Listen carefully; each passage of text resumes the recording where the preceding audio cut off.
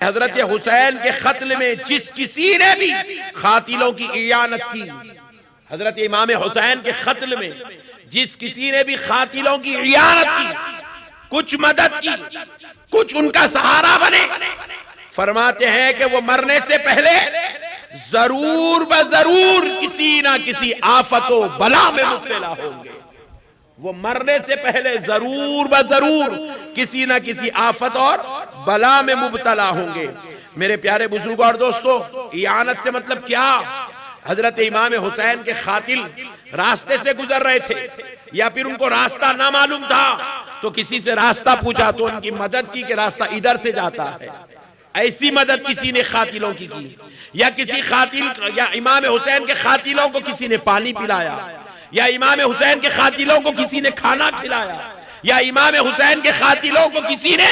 اپنے گھر میں بٹھایا، بلایا، محبت کیا، رشتہ کیا، یا ان کے ساتھ کوئی اور معاملے داری کی، یا ان کی کسی اور معاملے میں مدد کی، تو فرمایا جاتا ہے وہ ضرور بضرور مرنے سے پہلے اپنے انجام کو کسی نہ کسی بلا کی شکل میں دیکھے گا، کسی نہ کسی آفت میں مبتلا ہو جائے گا۔ یہ پیارے بزرگوں اور دوستو، حضرت ابو شیخ فرماتے ہیں، صواعق المحروقہ میں لکھا ہے، فرماتے ہیں کہ ہمارے درمیان یہ گفتگو چل ہی رہی تھی، ہم میں سے ایک بوڑھا اٹھا اور بولنے لگا، یہ تم جو کہہ رہے ہو کہ قاتلوں کی جس نے بھی اعانت کی وہ اپنے انجام کو پہنچے گا، وہ بلا اور عذاب میں مبتلا ہوگا، یہ سب غلط بات ہے، ایسا ہو ہی نہیں سکتا، کیونکہ میں خود امام حسین کے قاتلوں کی مدد کرنے والوں میں سے ہوں۔ اللہ اکبر، میں اب تک کوئی بلا میں مبتلا نہیں ہوا، کوئی عذاب مجھ پر نہیں آیا۔ یہ بدبخت اس طرح کہنے لگا کہ میں خود امام حسین کی قاتلوں کی مدد کیا، امام حسین کو جنہوں نے قتل کیا میں ان کی اعانت کیا، میں ان کے ساتھ حسن سلوک کیا، میں ان کے ساتھ ہمدردی رکھا، میرے اوپر اب تک کوئی عذاب نہیں آیا۔ پیارے بزرگوں اور دوست، یہ کہتا ہوا اٹھ کر جا کر چراغ جو جل رہا تھا اس چراغ کی بتی کو سیدھا کرنے لگا، چراغ پھڑپڑا رہا تھا، اس کی بتی کو سیدھا کرنے لگا، یا فرماتے ہیں کہ چراغ بجھانے لگا۔ اللہ رب العزت کو جلال آیا، ارے وہ چراغ اللہ نے اس پر پلٹ دیا، اسی جگہ کھڑا ہوا، سارے جسم میں آگ لگ گئی اور وہ جلنے لگا، سارے جسم پر آگ لگ گئی صرف چراغ سے۔ حالانکہ آپ دیکھتے ہیں چراغ کی کوئی اوقات نہیں ہے، گرے تو چراغ ایک کپڑا بھی نہیں جلاتا، مگر اللہ نے عذاب میں مبتلا کر دیا، کہا کہ میں خود قاتلوں کی مدد کیا تھا، مجھے کوئی عذاب نہیں آیا۔ اللہ نے اس پر ایسی عذاب ڈال دیا کہ چراغ پلٹا اور اس میں آگ لگ گئی، اس شخص کے کپڑوں میں آگ لگ گئی۔ اب وہ لوگوں سے کہنے لگا، لوگوں مجھے بچاؤ، لوگوں مجھے بچاؤ، یہ آگ سے مجھے بچاؤ۔ فرماتے ہیں کہ ہم اس کو ہرگز بچانے نہیں گئے، حضرت ابو شیخ فرماتے ہیں ہم اسے ہرگز بچانے نہیں گئے، کیونکہ یہ حسین کے قاتلوں کا مددگار تھا۔ ہم نے سوچا اگر ہم اس کی مدد کریں گے تو ہم بھی خدا کے عذاب میں مبتلا ہو جائیں گے، ہم بھی خدا کے عذاب میں مبتلا ہو جائیں گے۔ ہم سب دیکھتے رہے مگر ہم میں سے کسی نے اس کی مدد نہیں کی، اس کو نہیں بچایا، کیونکہ یہ امام حسین کے قاتلوں کی مدد اعانت کرنے والا ہے۔ پھر وہ شخص ہمارے درمیان سے دوڑتا ہوا نکلا، اسی آگ کے لپیٹ میں آگ اسے جلا رہی ہے، وہ چیخیں مارتا ہوا دوڑتا ہوا نکلا، جا کر دریائے فرات میں کودا، اور ہم نے اپنی آنکھوں سے دیکھا دریائے فرات میں گرنے کے بعد بھی پانی نے بھی اس کی آگ کو بجھنے نہ دیا، وہ پانی میں گر کے بھی جلتا رہا، دریائے فرات میں گر کے بھی وہ جلتا رہا۔ اللہ رب العزت نے اس پر اس طرح دردناک عذاب نازل کیا،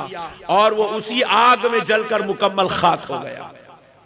اسی آگ میں جل کر مکمل طور پہ خاک ہو گیا۔ میرے پیارے بزرگوں اور دوستو، امام حسین کے ساتھ غداری کرنے والے اللہ کے عذاب کے مستحق ہے، اور اللہ انہیں ہر صورت عذاب دے گا۔ بعض صورتوں میں دنیاوی اعمال ہے،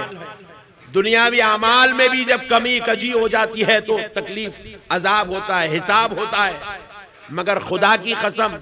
وہ عذاب بعض کو خبر میں ہوگا، یا بعض کو محشر میں ہوگا، یا بعض کو دوزخ میں ہوگا، لیکن یہ عمل کا معاملہ ہے۔ اللہ اگر چاہے تو اپنے حبیب کے صدقے معاف بھی فرما دے گا، بغیر اللہ رب العزت کو یہ عذاب دیے کہ کسی گناہگار خطاکار کو جنت میں جگہ دے سکتا ہے۔ اللہ کی رحمت اس بات پر غالب ہے، اللہ رحمان ہے، رحیم ہے۔ اللہ رب العزت چاہا تو کسی بھی گناہگار کو، خطاکار کو خبر کے عذاب سے بھی بچا لے، اللہ بچا سکتا ہے۔ اللہ کسی کو دوزخ اور جہنم کے عذاب سے بچا لے، اللہ اس بات پر قادر ہے، بچا سکتا ہے۔ اللہ کسی گناہگار کو محشر کے عذاب سے بچا لے، اس بات پر اللہ قادر ہے، بچا سکتا ہے۔ وہ اگر رحم فرما دے تو کچھ بھی ہو سکتا ہے، لیکن خدا کی قسم یہ بات کان کھول کر سن لو، قاتلان حسین کو کسی صورت اللہ معافی عطا نہیں کرتا ہے، کسی صورت معافی عطا نہیں کرتا ہے۔ اور ہر گناہ کا کرنے والا محشر میں عذاب دیکھے گا یا جہنم میں عذاب دیکھے گا، لیکن امام حسین اور اہل بیت اور خاندان نبوت سے غداری کرنے والا مرنے کے بعد تو عذاب دیکھے گا ہی دیکھے گا، مگر مرنے سے پہلے بھی اللہ اس کو عذاب دکھائے گا۔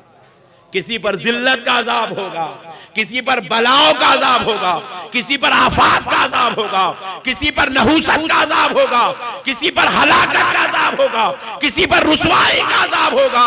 کسی کو اپنا ملک چھوڑ کر غیر ملک میں پناہ لینے کا عذاب ہوگا۔ آج ہم دیکھ رہے ہیں قاتلان حسین کو، ہم دیکھ رہے ہیں غداران حسین کو، ہم دیکھ رہے ہیں یا قاتلان حسین کی تائید کرنے والوں کو ہم دیکھ رہے ہیں، قاتلان حسین کی تائید کرنے والوں کو ہم دیکھ رہے ہیں۔ کل تک بدبختے نعوذ باللہ من ذالک یہ منحوس عقیدہ لے کر پھر رہے ہیں، کل سے یہ بدبختے یہ منحوس عقیدہ لے کر پھر رہے ہیں کہ یزید حق پر تھا، یزید رحمت اللہ علیہ ہے، یزید جنتی ہے۔ نعوذ باللہ امام حسین غلطی پر ہے، استغفر اللہ۔ یہ منحوس عقیدہ جب انہوں نے عوام میں بیان کرنا شروع کیا تو اللہ رب العزت کو اس عقیدے پر، ان کے اس منحوس کلمات پر اتنا جلال آیا، اللہ رب العزت نے ملک ہندوستان میں ان کا جینا مشکل کر دیا، ان کا رہنا تنگ کر دیا۔ یہ اپنا ملک چھوڑ کر دوسری دنیا میں آج جو ہے غلام بنے، گدا بنے پھر رہے ہیں۔ پیارے بزرگوں اور دوستو، اللہ رب العزت نے یہاں تک کے لیے ان کو یہاں کی جیلوں میں بھی رکھنا اللہ نے ان کو گوارا نہ کیا، کیونکہ یہ حسین علیہ السلام کے دشمن ہیں۔